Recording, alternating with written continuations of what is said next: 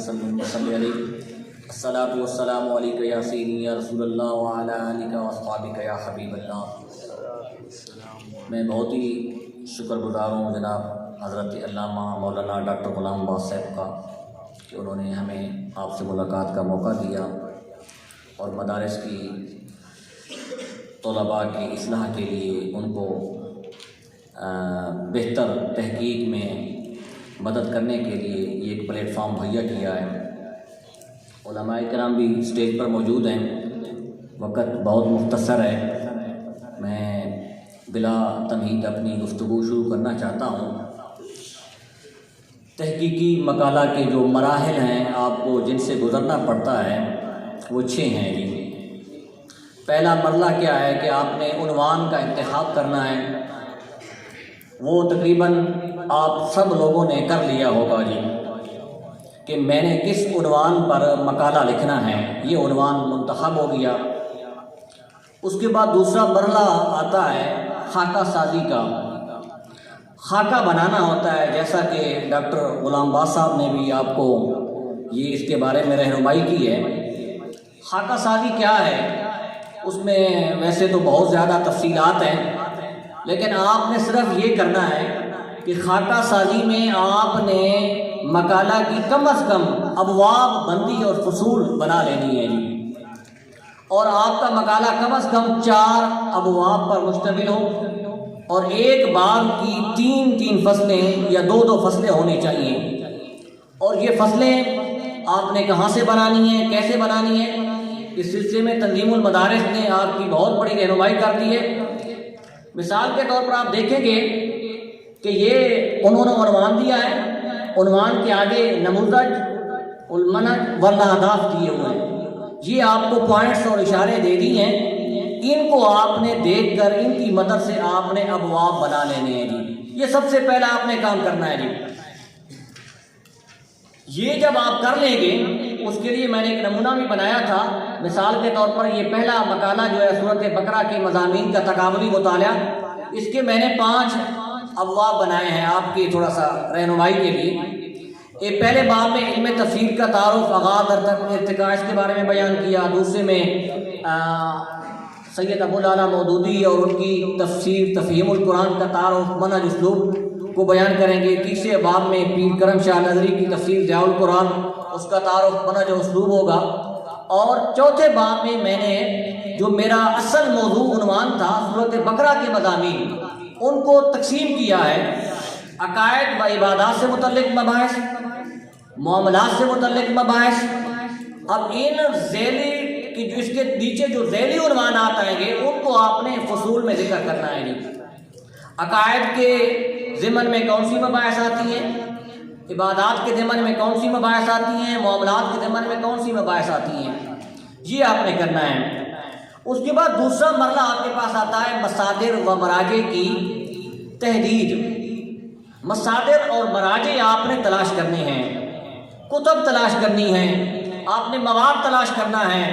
ہمارے ہاں کیا ہوتا ہے کہ محققین حضرات کیا کرتے ہیں کہ لکھنا شروع کر دیتے ہیں جی، لکھنا بعد کا مرحلہ ہے، سب سے پہلے آپ نے مواد اکٹھا کرنا ہے جی، اور اس مواد کے لیے آپ نے مصادر و مراجع، مصدر اور مرجع ان دونوں میں فرق ہے جی۔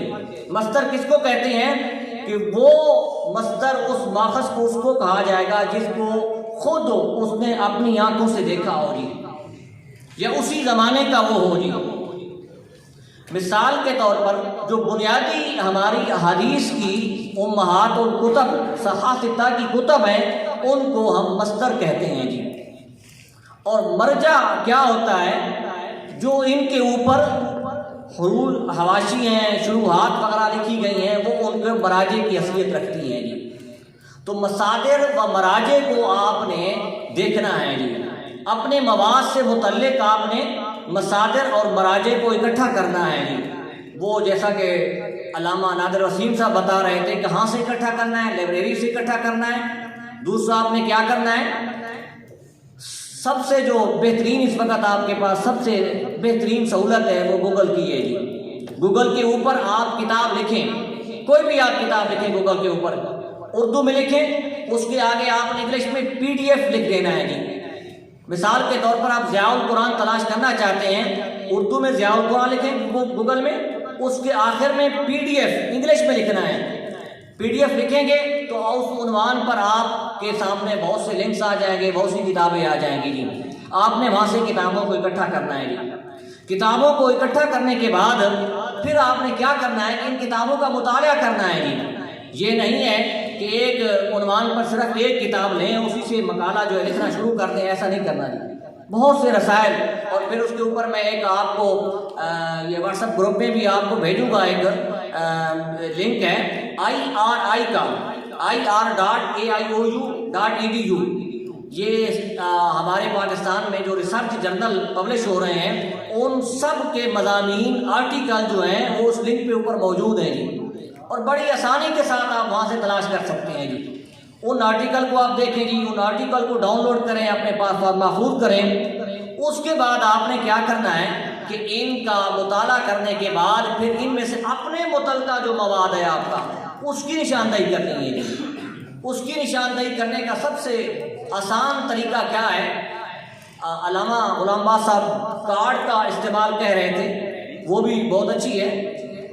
آپ ہر باب کے لیے ایک رجسٹر بنا لیں جی، ہر باب کے لیے ایک رجسٹر آپ کے پاس ہو جی، اور اس رجسٹر کو 3 حصوں میں تقسیم کر دیں، ہر فصل کا ایک لکھیں۔ آپ کو ایک کتاب، آپ تفسیر ضیاء القرآن پڑھ رہے ہیں، وہاں سے آپ کو اپنے مقالہ کے عنوان سے متعلق ایک حدیث مل گئی یا آپ کو کوئی وہاں سے کوئی قول مل گیا، اس کو وہاں پر نوٹ کر لیں گے، اس باب میں، اس فصل میں، وہاں آپ اس مواد کو اس طریقے سے جمع کرتے رہیں گے، یہ آپ کے لیے آسانی ہوگی جی۔ یا پھر دوسرا طریقہ کیا ہوتا ہے کہ اس عنوان کی ایک اشاریہ بنا لیں، اشاریہ میں آپ اس عنوان کو جو عنوان سے متعلقہ مواد ہے اس کا ہنٹس اپنے پاس بنا لیں اور سامنے لکھنے کی ایک فلاں کتاب میں موجود ہے جی۔ یہ آپ نے کام کرنے کے بعد پھر مقالہ کو آپ نے لکھنا ہے جی۔ ہمارے یہاں سب سے جو اہم مسئلہ ہوتا ہے وہ ہم مصادر اور مراجع کی جو پہچان ہے وہ ہم نہیں رکھ سکتے تھے۔ مثال کے طور پر ہم نے حدیث کا حوالہ دینا ہوتا ہے تو حدیث کے لیے ہم مشکات شریف کا حوالہ دے دیتے ہیں جی، جبکہ وہی حدیث بخاری میں موجود ہے، مسلم میں موجود ہے، ترمذی میں موجود ہے۔ آپ نے بنیادی جو کتاب ہے اس کو چھوڑ کر جو حوالہ آپ نے مشکات کا دیا ہے یا 40 کا دیا ہے، یہ حوالہ دینا تحقیق کی روح سے غلط ہے جی۔ تحقیق میں کیا ہے کہ بنیادی کتب کو آپ اختیار کریں گے۔ اسی طریقے سے تفسیر قرآن مجید کے سلسلے میں آپ نے اگر حوالہ دینا ہے تو آپ تابعی کا قول نقل کر رہے ہیں، مثال کے طور پر امام مجاہد کا آپ قول نقل کر رہے ہیں، آپ حوالہ دے رہے ہیں ضیاء القرآن کا حوالہ دے رہے ہیں، تو یہ حوالہ آپ کس صدی کا دے رہے ہیں اور کس صدی سے آپ دیکھ کر، کس صدی کا مصنف ہے اس سے آپ دیکھ کر حوالہ نقل کر رہے ہیں، یہ حوالہ دینا درست نہیں ہے جی۔ آپ نے کیا کرنا ہے کہ بنیادی جو کتابیں ہیں جو مثال کے طور پر اس زمانے کے قریب ہیں یا اس زمانے کے بعد والی جو تفسیر کی کتابیں ہیں ان سے آپ نے حوالہ دینا ہے جی، وہ حوالہ آپ کا مستند ہوگا جی۔ اور پھر حوالہ کے لیے ایک شرط ہے کہ آپ اس حوالے کو دیکھنا ہے، دیکھ کر حوالہ دینا ہے جی۔ میں نے ایک کتاب لکھی ہے مثال کے طور پر، اس کتاب میں نے حدیث نقل کی ہے جی، آپ نے عموماً محققین کیا کرتے ہیں کہ اسی حدیث کو اٹھا کر دے دیتے ہیں جی، تو وہ حوالہ دینا تحقیق کی روح سے وہ غلط ہے جی۔ آپ نے کیا کرنا ہے کہ اس حدیث کو وہاں سے مدد لے لیں، دیکھ لیں، لیکن اس حدیث کی تحقیق کریں کہ یہ حدیث کیا واقعی جو رقم دیا ہوا ہے، صفحہ دیا ہوا ہے، جلد دی ہوئی ہے، یہ وہیں پر ہے یا نہیں ہے جی، یہ آپ نے کرنا ہے۔ پھر اس کے بعد ہمارا ایک اور بھی ہے کہ ہم لغوی معنی کی تشریح میں منجد کا حوالہ دیتے ہیں جی۔ ہمارے یہاں بہت مشہور کتاب ہے منجد کا حوالہ دینا یہ درست نہیں ہے جی۔ منجد سے پہلے جو امہات کتب ہیں لغت کی ان کا حوالہ دیں گے، مثال کے طور پر معجم العین ہے علامہ خلیل کی، اس کا حوالہ دیں جی، یا پھر اس کے بعد جو لسان العرب ہے اس کا حوالہ دیں جی۔ یہ جو لغت کی یا اسی طریقے سے اردو کی کتاب آئی ہوئی فیروز اللغات، ہمارے بہت سے محققین طلباء جو ہیں اس کا حوالہ دے دیتے ہیں، تو اس کا حوالہ دینا بھی درست نہیں ہے جی۔ اور اسی طریقے سے اگر آپ احوال و آثار لکھ رہے ہیں جی تو تو احوال و آثار کے لیے بھی ضروری ہے کہ اس سے متعلقہ جو بنیادی کتابیں ہیں ان کا حوالہ دیں گی۔ مثال کے طور پر محققین حضرت امام بخاری علیہ رحمہ کے حالات زندگی نقل کر رہے ہیں جی، اور حوالہ دے رہے ہیں علامہ زرکلی کا، اعلام کا، یا اسی طریقے سے حوالہ دے رہے ہیں عمر رضا کوہلہ کا جی۔ یہ بعد والے ہیں، علامہ جو ہیں یہ زرکلی جو ہیں یہ میرا خیال میں 7ویں 8ویں صدی کے یہ مصنف گزرے ہیں جی، جبکہ امام بخاری جو ہیں ان کی جو تاریخ وفات ہے 256 ہجری ہے۔ تو اس کے لیے ضروری ہے کہ آپ امام بخاری کے ہم عصر جو علماء گزرے ہیں ان کا حوالہ دیں، یا امام بخاری کے جو بعد آنے والے ہیں ان کا حوالہ دے دیں۔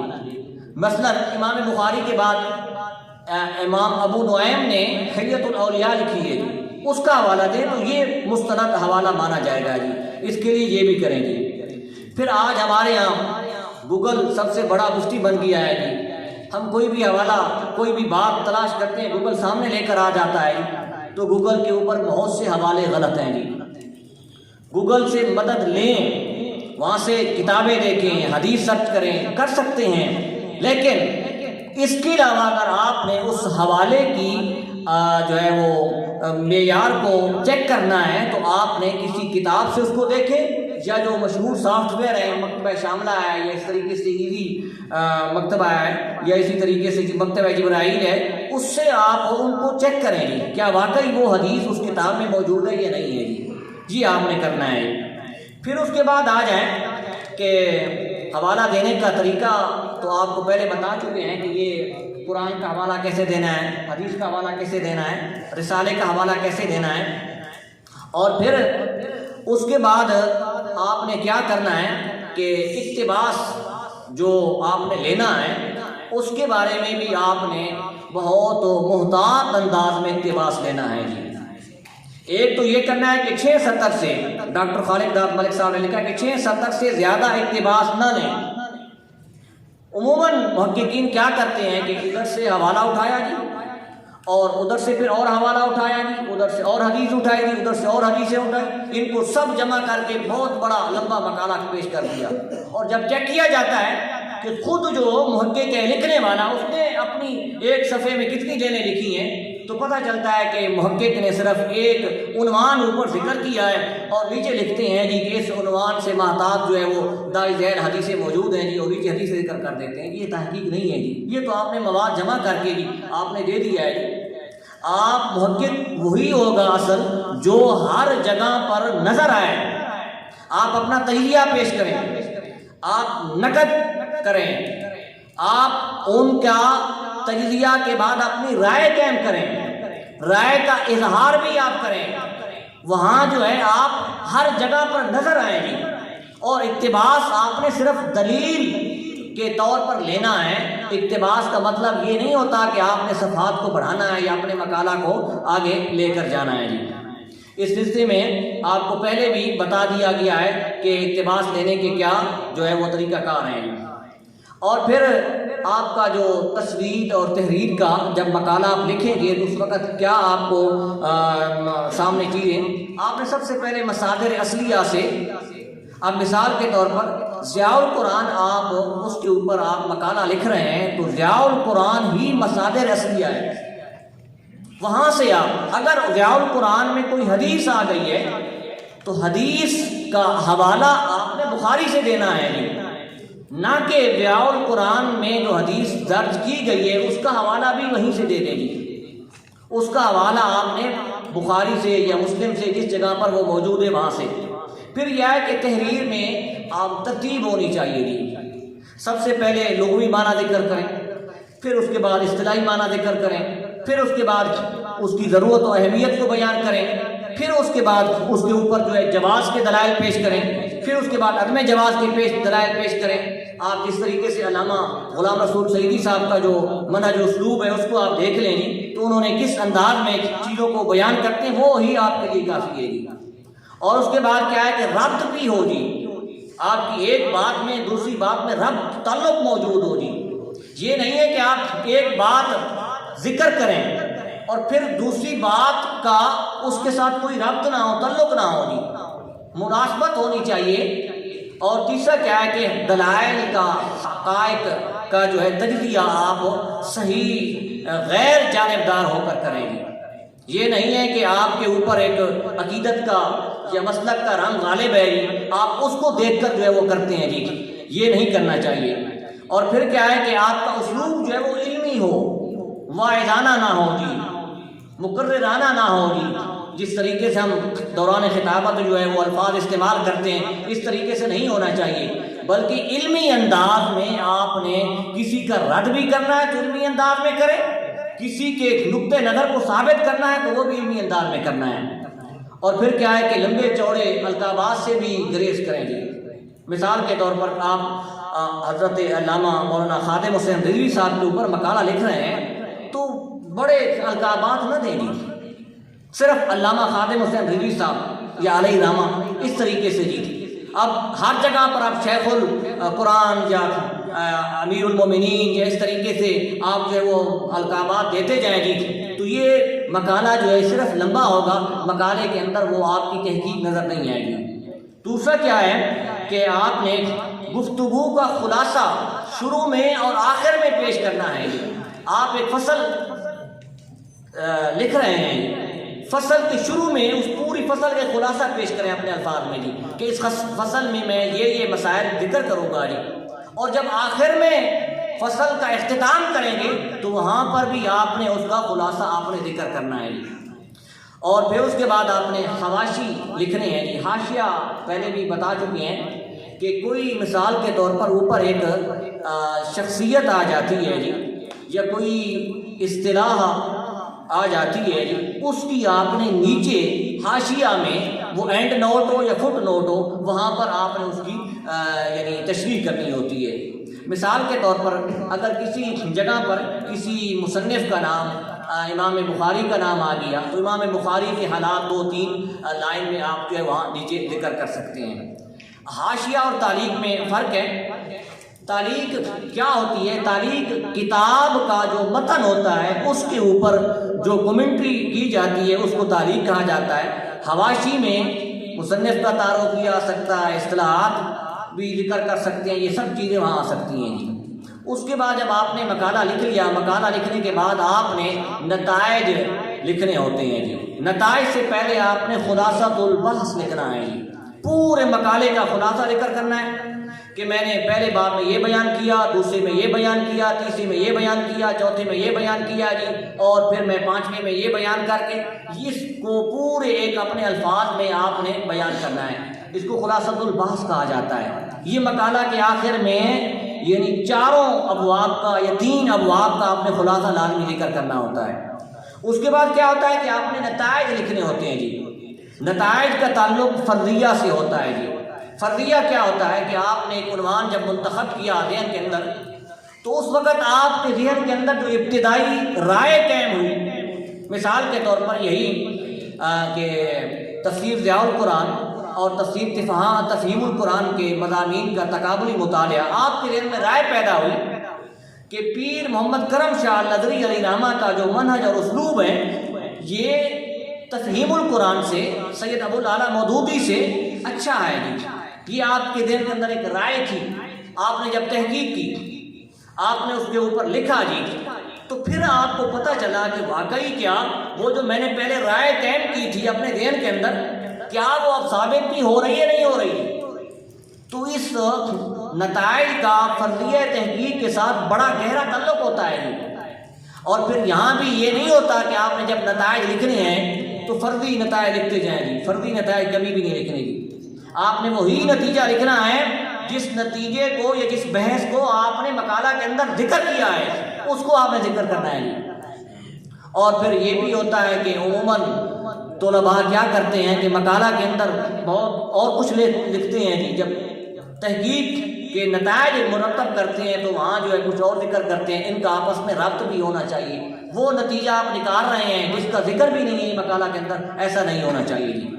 پھر کیا ہے کہ یہاں بھی ضمائر متکلم سے اعتراض کرنا چاہیے۔ ضمائر متکلم کہ میرا نقطہ نظر یہ ہے جی، محقق یہ کہتا ہے جی، اس طریقے سے نہیں ہے جی، بلکہ آپ نے وہاں اپنے یعنی جو الفاظ ہیں آپ سے متعلق ان سے گریز کرنا ہے جی، اور پھر یہ بھی کرنا ہے کہ یہاں بھی مبالغہ آرائی سے اعتراض کرنا ہے۔ آپ تحقیق کر رہے ہیں جی، تحقیق کیا ہوتی ہے کہ آپ ایک غیر جانبدار ہو کر تحقیق کرتے ہیں تو اس میں آپ کا ایک نظریہ یا نقطہ وہ غلط بھی ثابت ہو سکتا ہے، سچ بھی ثابت ہو سکتا ہے، اس وجہ سے یہاں مبالغہ آرائی سے گریز کرنا چاہیے جی۔ اور پھر اور کیا ہے کہ یہاں آپ کے جو دلائل ہیں، دلائل میں آپ نے فتویٰ دینے سے گریز کرنا ہے جی۔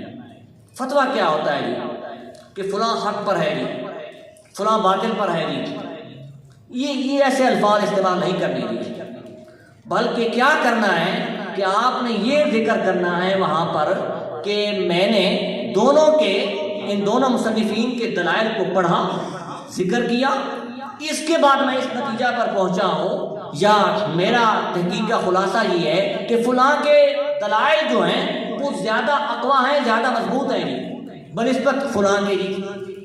یہ الفاظ بہت سے کہتے ہیں کہ میں یہ کہتا ہوں کہ فلاں جو ہے حق پر ہے یا فلاں باطل پر ہے جی۔ یہ اسی طریقے سے آپ یہ بھی کہہ سکتے ہیں کہ امام غزالی کو امام راضی پر فوقیت حاصل ہے جی۔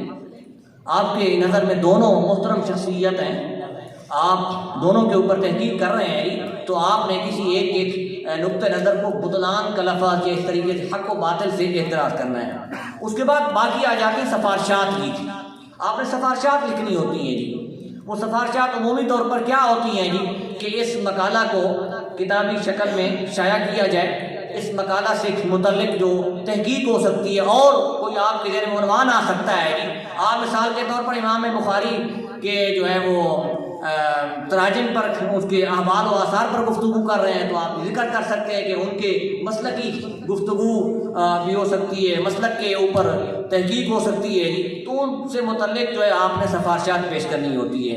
دوسرا یہ ہوتا ہے کہ سفارشات میں آپ نے بھی کوئی اس طرح کی سفارشات پیش کرنی ہوتی ہیں کہ مثال کے طور پر آپ یہ کہہ سکتے ہیں کہ تصوف سے متعلق ایک خصوصی شعبہ قائم کیا جائے جی، یا اس طریقے سے عربی زبان کی تفہیم کے لیے اور اس کی بول چال کے لیے کوئی اسپیشل جو ہے وہ ادارے قائم کیے جائیں، اس قسم کی وہ سفارشات آپ نے دینی ہوتی ہیں جی۔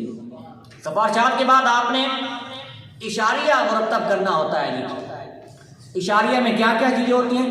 قرآنی آیات کا اشاریہ ہوتا ہے، احادیث کا اشاریہ ہوتا ہے، علام ہوتے ہیں، اماکن ہوتے ہیں، اور کتابیات آخر میں دی جاتی ہیں جی۔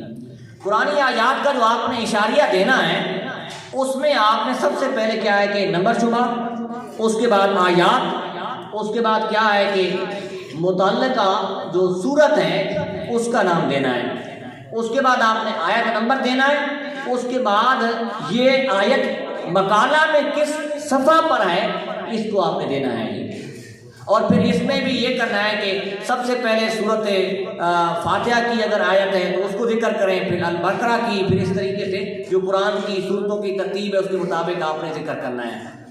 احادیث کا جو اشاریہ آپ نے تیار کرنا ہے وہ حروف تہجی کے اعتبار سے آپ نے اس کو ترتیب دینی ہے جی۔ یہ ورڈ کے اندر ایک آپشن ہوتا ہے کہ آپ ان کو جو ہے حروف تہجی کے اعتبار سے کر سکتے ہیں جی، تو وہاں بھی آپ نے یہ دینا ہے کہ مثال کے طور پر ایک حدیث ہے تو اس حدیث صفحہ نمبر 23 پر موجود ہے یا صفحہ نمبر 24 پر، یا اس طریقے سے کس کس جگہ پر یہ موجود ہے، یہ حدیث کے اشاریہ آپ نے 3 یعنی پیج یعنی وہ ہیڈنگ میں کرنا ہے جی، نمبر شمار، حدیث اور صفحہ۔ اس کے بعد کیا ہے کہ اعلام آپ نے تیار کرنے ہیں جی۔ اعلام کیا ہوتے ہیں کہ شخصیات کے نام ہوتے ہیں جی۔ مثال کے طور پر مقالہ میں ابراہیم نام آیا اور ابن حبان نام آیا، محمد اسحاق نام آیا، ابن قیم آیا، ابو الاعلیٰ آیا، یا اس طریقے سے پیر کرم شاہ آیا، ان کو آپ نے الگ ان کی ترتیب دینی ہوتی ہے حروف تہجی کے اعتبار سے جی، اور اس کے بعد بھی آپ نے ان کو تلاش کر کے بتانا ہوتا ہے کہ یہ کس کس جگہ پر کس کس صفحے پر یہ آئے ہیں۔ مثال کے طور پر یہ میں نے آپ کی آسانی کے لیے تیار کیا تھا ابراہیم۔ اب ابراہیم کا جو ورڈ ہے یہ صفحہ نمبر 1 پر بھی آیا ہے، 7 پر بھی آیا ہے، اور 75 بھی آیا ہے، 104 پر بھی آیا ہے، اس طریقے سے وہ آگے صفحے آپ نے دینے ہیں جی۔ اس کے بعد آ جاتے ہیں اماکن. اماکن میں کیا ہوتے ہیں؟ ملکوں کے نام، شہروں کے نام، جگہوں کے نام. ان اماکن کی بھی فہرست سازی آپ نے کرنی ہے جی. مثال کے طور پر اس کو بھی حروف تہجی کے اعتبار سے دینا ہے. اٹک ہے جی، اسلام آباد ہے جی، امام بری ہے جی، ام شریف ہے، انڈیا ہے. یہ سب جو اماکن ہیں ان کے صفحے بھی آگے آپ نے دینے ہیں جی. یہ ورڈ کا جو فائل ہے جس میں وہ چیزیں کمپوز کیا جاتا ہے، ورڈ کی فائل میں اشارہ سازی کی بھی ایک سہولت موجود ہے جی. اس کے بعد آپ نے کتابیات دینی ہے. آخر میں کتابیات میں کیا کرنا ہوتا ہے؟ جو حوالہ دینے کا یہ طریقہ تھا اس میں آپ نے کتاب الایمان کو نکال دینا ہے، باب و علامت المنافق کو نکال دینا ہے، اور آخر میں جو رقم ہے جلد صفحہ نمبر اس کو نکال دینا ہے. باقی حوالہ دینے کا یہی طریقہ ہے جی کتابیات میں جی. آخر پر آپ کتابیں یعنی ایک فہرست دیں گے کہ میں نے فلاں فلاں کتابوں سے یہ اس حوالے کو میں نے نقل کیا ہے یا اس چیز کو مرتب کیا ہے، تو صرف کتاب الایمان نکال دیں گے، باب و علامت المنافق، رقم اور جلد اور صفحہ یہ نکال دیں گے. باقی رہا کہ جب کتابیات آپ مرتب کریں گے تو الجامع الصحیح جو ہے کتاب جو ہے اس کو انڈر لائن کرنا ہوتا ہے، نیچے سے لائن لگا دینی ہے تاکہ جو دیکھنے والا ہے، چیک کرنے والا ہے، اس کو پتہ چل سکے کہ یہ الجامع الصحیح یہ کتاب ہے جی. یہ خاص جو آپ کے سامنے مباحث کی. باقی اس کے علاوہ اگر کوئی طلباء میں سے کوئی سوال کرنا چاہتا ہے صرف اور صرف اس مقالہ سے متعلق، تو وہ اپنا سوال جو ہے کھڑے ہو کر بیان کر سکتا ہے. کسی کے ذہن میں کوئی چیز پوچھنے والی آ رہی ہے. اور باقی یہ ہے کہ ایک واٹس ایپ گروپ ہم ترتیب دیں گے، اس واٹس ایپ گروپ میں بھی آپ کو رہنمائی کی جائے گی اور جو کتابیں ہیں وہ آپ کو کوشش کی جائے گی کہ اس سے متعلق جو ہے کتابیں بھی آپ کو وہاں جمع آپ کو بھیجی جائیں. کوئی کسی کے ذہن میں سوال ہے تو وہ بتا سکتے ہیں.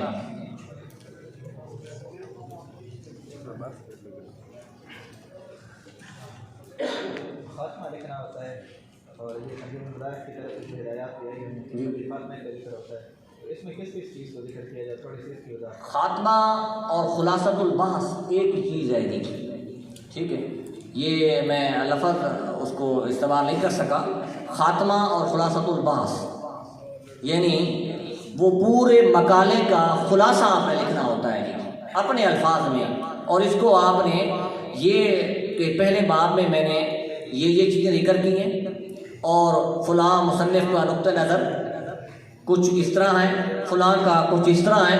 یہ خاص اور یہ جو خاتمہ ہوگا یا خلاصۃ البحث ہوگی یہ 3 صفحات یا 4 صفحات پر مشتمل ہو، زیادہ یہ نہ ہو. اس میں کوئی ریفرنس حوالہ دینے سے یا اقتباس دینے سے اعتراض کیا جائے. اپنے الفاظ میں مکمل اس کو بیان کرنا ہوتا ہے. یہ مزید آپ کی آسانی کے لیے یہاں اس کا خلاصۃ البحث ایک لکھا ہوا ہے جی، یہ آپ لے لیں. ایک اس کے اوپر نا یہ میں نے نتائج و صفحات کا بھی ایک تھیسس سے یہ ایک پرنٹ لیا ہے.